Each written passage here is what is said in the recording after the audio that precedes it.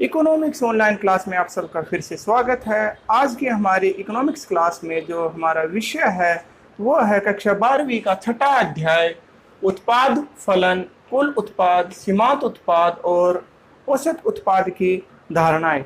आज का वीडियो शुरू करने से पहले आप सबसे रिक्वेस्ट है कि इस वीडियो को अंत तक देखिए, तभी आप इस विषय को अच्छे से समझ पाएंगे। तो चलिए आज की इकोनॉमिक्स क्लास है वो शुरू करते हैं। उत्पाद फलन के बारे में समझने से पहले हमें कुछ एक कंसेप्ट हैं, कुछ एक जो टर्म हैं उनके बारे में जानना आवश्यक है। तो इन्हें शुरू करते हैं। सबसे पहले हमारे पास प्रश्न आता है कि उत्पाद क्या है। किसी भी वस्तु का उत्पादन करने के लिए हमें चार कारक या चार साधनों की आवश्यकता होती है। ये हैं भूमि, श्रम, पूंजी और उद्यमी।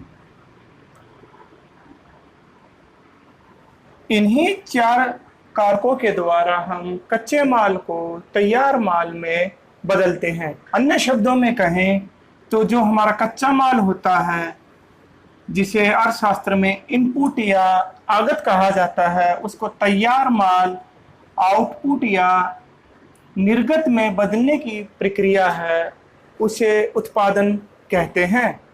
जब कोई फर्म आगत यानी कच्चे माल को निर्गत यानी तैयार माल में बदलती है तो वह उपयोगिता का सृजन करती है, और इस उपयोगिता के सृजन को ही अर्थशास्त्र में उत्पादन कहा जाता है। हमारा अगला बिंदु है उत्पाद फलन क्या है, व्हाट इज प्रोडक्शन फंक्शन। इसे हम एक उदाहरण के माध्यम से समझते हैं। मान लीजिए एक फर्म भूमि की 1 इकाई और पूंजी की 5 इकाइयाँ लगाकर किसी वस्तु की 100 इकाइयों का उत्पादन करती है। तो उत्पाद फलन क्या होता है? भौतिक इकाइयों तथा भौतिक उत्पादन के बीच के संबंध को जब हम गणितीय रूप में प्रस्तुत कर देते हैं तो यह उत्पाद फलन कहलाता है। प्रसिद्ध अर्थशास्त्री वाटसन ने कहा है कि एक फर्म के भौतिक उत्पादन तथा उत्पादन के भौतिक कारकों के संबंध को उत्पाद फलन कहा जाता है। उत्पाद फलन है वो 2 प्रकार का होता है। ये है हमारा अल्पकालीन उत्पाद फलन और दीर्घकालीन उत्पाद फलन। अल्पकालीन उत्पाद फलन और दीर्घकालीन उत्पाद फलन को समझने से पहले हमें अल्पकाल और दीर्घकाल को समझना आवश्यक है। अर्थशास्त्री समय को 2 अवधियों में बांटते हैं। सामान्यतः ये होते हैं अल्पकाल और दीर्घकाल। इस अल्पकाल और दीर्घकाल का संबंध समय की किसी खास अवधि से नहीं होता, बल्कि फर्म के उत्पादन क्षमता के आधार पर इन्हें अल्पकाल और दीर्घकाल में विभाजित किया जाता है। इसे एक उदाहरण के द्वारा आसानी से समझा जा सकता है। जैसा अभी हमने थोड़ी देर पहले सीखा था कि उत्पादन, किसी भी वस्तु का उत्पादन करने के लिए हमें इन 4 कारकों की आवश्यकता होती है। तो अल्पकाल समय की वह अवधि है जिसमें इन चारों में से कम एक जो कारक है वो स्थिर रहता है, अर्थात उसकी मात्रा को मांग के अनुसार घटाया या बढ़ाया नहीं जा सकता। जबकि दीर्घकाल में उत्पादन की ये जो चारों कारक हैं ये परिवर्तनशील होते हैं, अर्थात इन्हें हम किसी भी अनुपात में घटा या बढ़ा सकते हैं। तो एक बार फिर से, अल्पकाल समय की वह अवधि है जिसमें उत्पादन का कम से कम एक जो कारक है वो अवश्य स्थिर होता है। उत्पादन की मात्रा में परिवर्तन करने के लिए हम जो शेष जो परिवर्तनशील साधन बच गए उनमें परिवर्तन करके उत्पादन की मात्रा को घटाते हैं या बढ़ाते हैं। परंतु अल्पकाल में जो किसी भी वस्तु का जो उत्पादन है वो उस फर्म की उत्पादन क्षमता से ज़्यादा नहीं बढ़ाया जा सकता, जबकि दीर्घकाल में उत्पादन के सभी कारक परिवर्तनशील होने के कारण हम इनमें कितना भी परिवर्तन करके उत्पादन की मात्रा को घटाया या बढ़ा सकते हैं। इसके साथ ही एक अंतर और है इनमें, अल्पकाल में जो ये उत्पादन के जो कारक होते हैं ये सभी, इनके बीच का जो अनुपात है वो परिवर्तनशील होता है, इसलिए इसे परिवर्ती अनुपात का नियम भी कहते हैं। जबकि दीर्घकाल में इनके मध्य कारकों के मध्य जो अनुपात होता है वो स्थिर होता है, इसलिए दीर्घकाल को स्थिर अनुपात का नियम भी कहा जाता है। अब आते हैं अल्पकालीन उत्पाद फलन में। इसको हम डिनोट करते हैं क्वांटिटी ऑफ एक्स, यानी कि एक्स वस्तु का जो उत्पादन है वो है फंक्शन ऑफ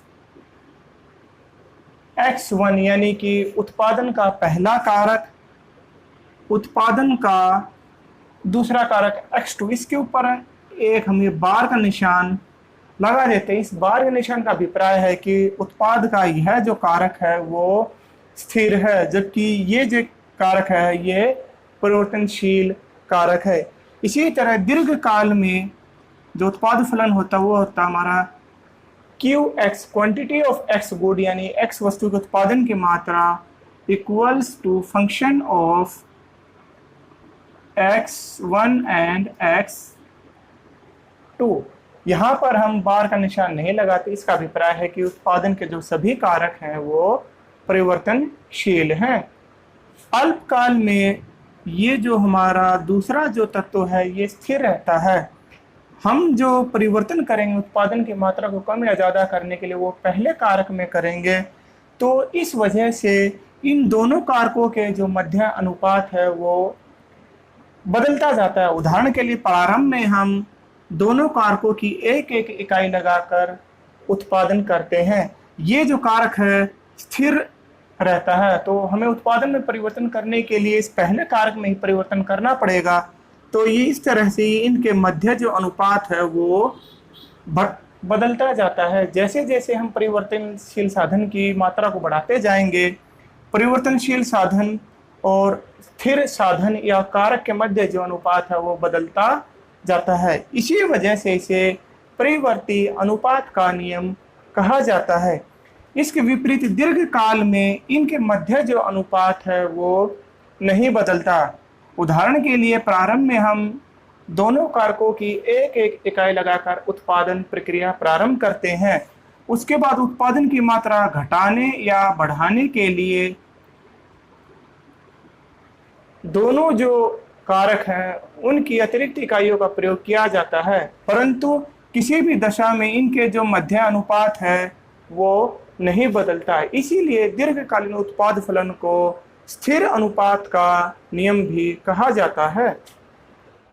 अब हम हमारे मुख्य विषय पर आते हैं, कुल उत्पाद, सीमांत उत्पाद और औसत उत्पाद। इन्हें टीपी, एमपी और एपी के नाम से भी जाना जाता है। टोटल प्रोडक्शन, मार्जिनल प्रोडक्शन और एवरेज प्रोडक्शन। तो सबसे पहले कुल उत्पाद क्या होता है?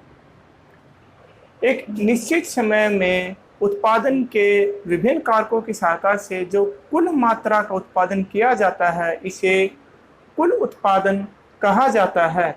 उदाहरण के लिए एक जो श्रमिक है, एक किसान है, भूमि के एक टुकड़े पर श्रम की एक इकाइयाँ लगाकर 2 क्विंटल गेहूं का उत्पादन करता है, तो इसे 2 क्विंटल मात्रा को कुल उत्पादन कहा जाएगा।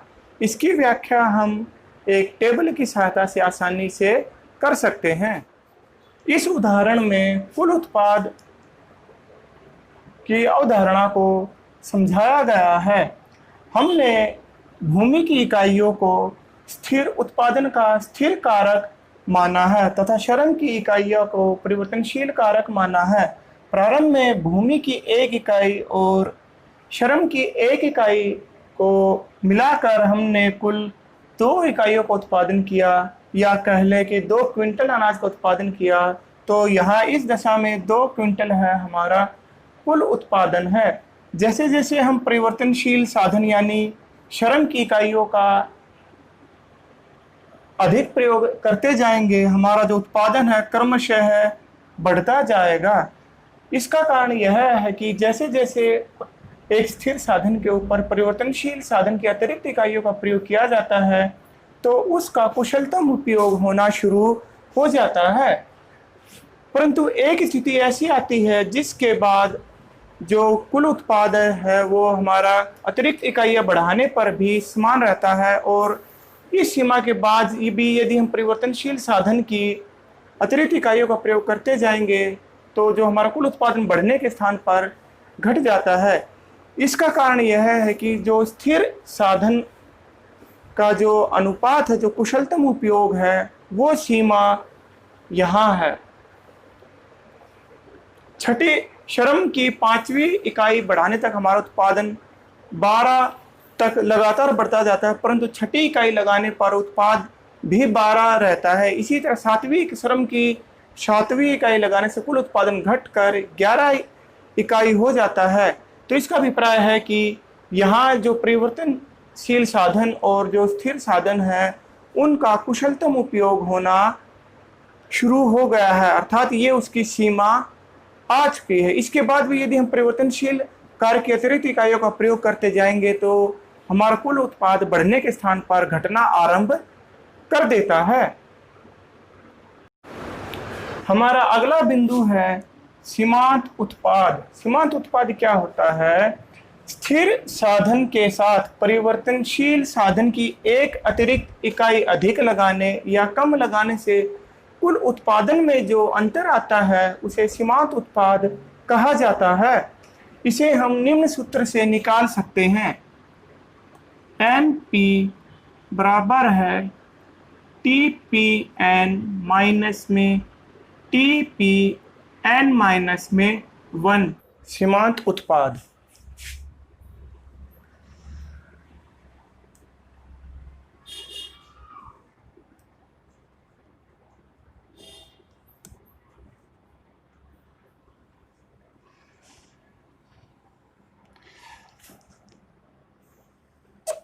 जैसा कि अभी हमने सूत्र से सीखा, सीमांत उत्पाद ज्ञात करने के लिए कुल उत्पाद की इकाई में से उसकी पिछली जो वैल्यू है उसको घटाकर हम सीमांत उत्पाद ज्ञात करते हैं। पहली इकाई का जो सीमांत उत्पाद है वो 2 होगा। उसके बाद दूसरी इकाई का सीमांत उत्पाद ज्ञात करने के लिए इसमें से पिछली इकाई का कुल उत्पाद ज्ञात करके हम सीमांत उत्पाद ज्ञात कर सकते हैं। 5 में से 2 हो गया, 3, 4, 2, 1, 0 और -1। सीमांत उत्पाद तालिका का अध्ययन करने से हमें ज्ञात होता है कि तीसरी इकाई पर हमारा सीमांत उत्पाद है वो अधिकतम होता है। इसके बाद हमारा बिंदु आता है औसत उत्पाद। औसत उत्पाद क्या होता है? प्रति इकाई उत्पाद को ही औसत उत्पाद कहा जाता है। मान लीजिए हम किसी परिवर्तनशील साधन की 5 इकाइयाँ लगाकर 100 इकाइयों का उत्पादन करते हैं, तो प्रति इकाई औसत उत्पाद है वो 20 इकाई हो जाएगा। इसे निम्न सूत्र से ज्ञात किया जाता है। AP एवरेज प्रोडक्शन या प्रोडक्ट इक्वल टू TP बटे में Q। तो कुल उत्पाद को इकाइयों से भाग कर देने से हमारा औसत उत्पाद है वो निकल आता है। अब इसको टेबल में कैसे निकालेंगे?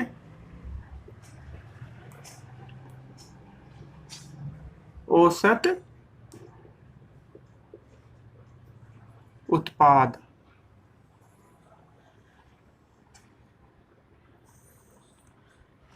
औसत उत्पाद ज्ञात करने के लिए कुल उत्पादन को परिवर्तनशील कारक की इकाई से भाग कर दिया जाता है। तो 2 को 1 से भाग किया, 2, 2.5, 3, 2.7,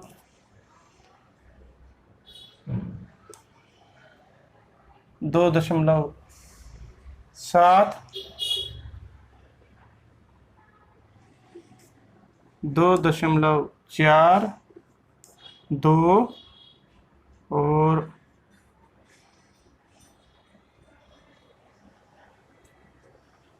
1.5। इस तरह से हमारा जो औसत उत्पाद है वो ज्ञात किया जा सकता है। औसत उत्पाद तालिका को जब हम देखते हैं तो हमें एक प्रवृत्ति का पता चलता है कि तीसरी इकाई पर जब सीमांत उत्पाद अधिकतम होता है, औसत उत्पाद भी अधिकतम होता है। उसके बाद सीमांत उत्पाद के घटते जाने पर औसत उत्पाद भी हमारा घटता जाता है, परंतु औसत उत्पाद कभी भी शून्य नहीं हो सकता है।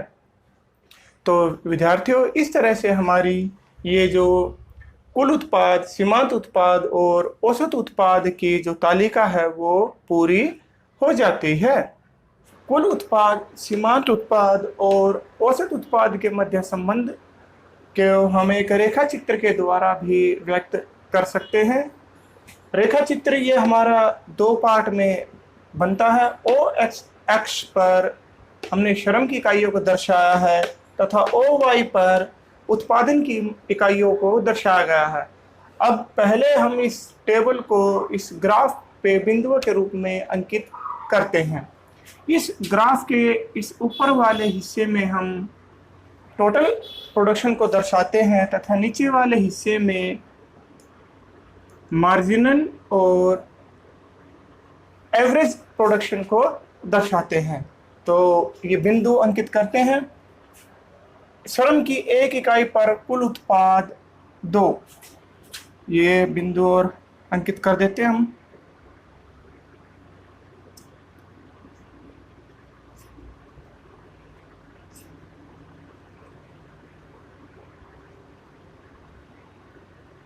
इसी तरह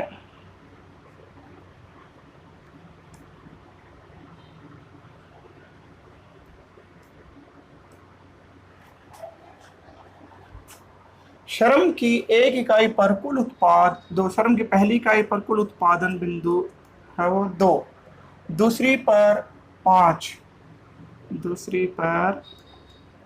तीसरी इकाई पर 9, चौथी इकाई पर 11, पांचवी इकाई पर 12, छठी इकाई पर 12, सातवीं इकाई पर फिर से 11। इन बिंदुओं को मिलाने से हमें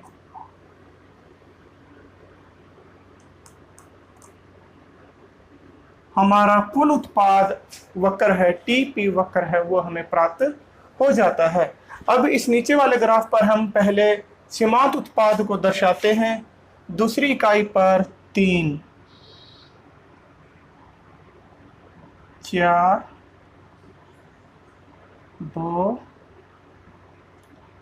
1, 0 और -1। इस तरह से ये हमारा जो सीमांत उत्पाद है वो वक्र है हमें प्राप्त हो जाता है। इसके बाद हम औसत उत्पाद वक्र को डिनोट करेंगे।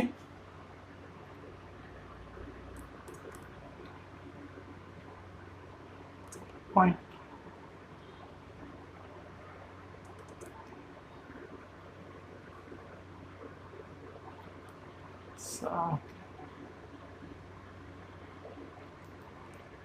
4, छठी इकाई पर 2 और सातवीं इकाई पर 1.5।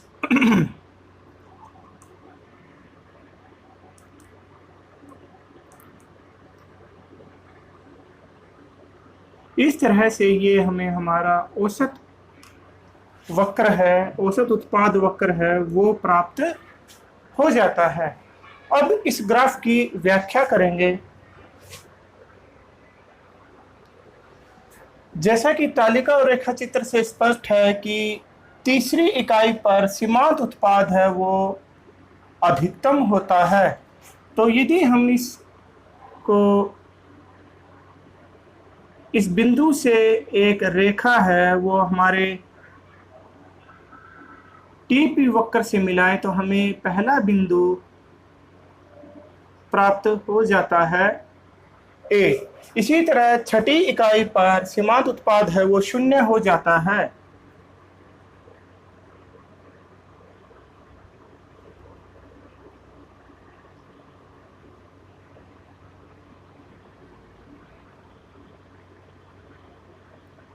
ये हमें दूसरा बिंदु प्राप्त होता है बी। अब इस रेखा चित्र की व्याख्या कैसे करेंगे? ओ एक्स अक्ष पर हमने श्रम की इकाइयां तथा ओ वाई पर उत्पादन को दर्शाया गया है। रेखा चित्र के दूसरे भाग में हमने औसत उत्पाद और सीमांत उत्पाद को दर्शाया तथा ऊपरी भाग में हमने कुल उत्पाद को दर्शाया गया। बिंदु ए पर जब सीमांत उत्पाद अधिकतम होता है, यहाँ तक बिंदु ए तक जो हमारा कुल उत्पाद है वो बढ़ती दर से बढ़ रहा है। इस बिंदु के बाद कुल उत्पाद है वो घटती दर से बढ़ना आरंभ हो जाता है। श्रम की छठी इकाई पर कुल उत्पाद, जहां सीमांत उत्पाद 0 होता है, वहां पर कुल उत्पाद अधिकतम होता है। इसके बाद से हमारा कुल उत्पाद है वो नीचे गिरना शुरू हो जाता है। इस तरह से हमारा ये जो टॉपिक है ये ख़त्म होता है। अब हम बात करेंगे न्यूमेरिक सवालों के। पेपर में कई बार इस टॉपिक से एक छोटा न्यूमेरिक सवाल है वो निकालना आ जाता है, जिसमें हमें ये टीपी, एमपी और एपी से संबंधित जो टेबल है उसको पूरा करना होता है। तो अभी सीखते हैं कि इस टेबल को कैसे बनाएं। तो इसमें हमारी 3 सिचुएशंस हो सकती हैं। पहली सिचुएशन है जब पेपर में आपको केवल कुल उत्पादन दिया गया हो, आपको सीमांत उत्पाद और औसत उत्पाद निकालना हो। तो यहाँ पर हम इसको कैसे निकालेंगे? सीमांत उत्पाद निकालने के लिए कुल उत्पादन में से उसकी पिछली इकाई को घटा दिया जाता है। तो इस तरह से 5 में से 2 गए, 3, 9 में से 5 गए, 4, 2, 1, 0, -1। इस तरह से हम सीमांत उत्पाद है वो ज्ञात कर सकते हैं। अगले चरण में औसत उत्पाद कैसे निकालेंगे? औसत उत्पाद निकालने के लिए कुल उत्पादन को परिवर्तनशील कारक की जो इकाइयां हैं उनसे भाग कर दिया जाता है। 2, 2.5, 3,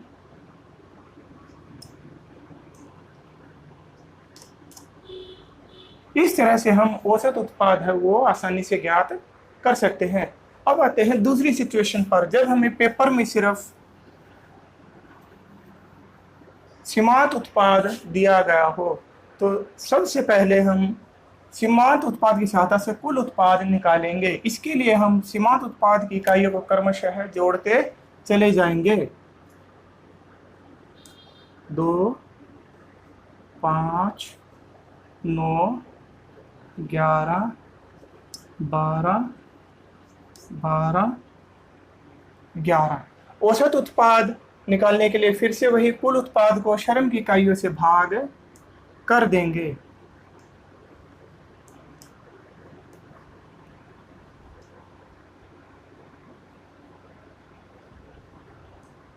इस तरह से हमारा जो औसत उत्पाद है वो निकल आएगा। तीसरी सिचुएशन होती है जब हमें पेपर में सिर्फ औसत उत्पाद दिया गया हो। तो हम कुल उत्पाद और सीमांत उत्पाद को कैसे ज्ञात करेंगे? सबसे पहले श्रम की परिवर्तनशील कारक की इकाइयों को औसत उत्पाद से गुना करके हम कुल उत्पाद ज्ञात कर सकते हैं। 2, 5, 9, 11। इसी तरह हमारे बाकी की इकाइयाँ हैं वो निकलती चली जाएंगी। सीमांत उत्पाद ज्ञात करने के लिए फिर से वही कुल उत्पाद की अगली इकाई में से पिछली को घटाने पर हमारा सीमांत उत्पाद है वो निकलता आ जाएगा। इस तरह से हम टेबल में कोई भी एक, इन तीनों में से कोई भी हमें अगर एक चीज़ दे रखी है तो हम बाकी की 2 चीज़ें हैं वो ज्ञात कर सकते हैं। तो प्यारे विद्यार्थियों, इस तरह से हमारा ये आज का टॉपिक ख़त्म होता है। आशा आप लोगों को अच्छे से समझ में आया होगा। फिर भी यदि आपको कोई शंका है, कोई सवाल है, कोई बात समझ में नहीं आ रही है तो आप हमें कमेंट कर सकते हैं। इकोनॉमिक्स ऑनलाइन क्लास से जुड़े रहने के लिए आपका धन्यवाद।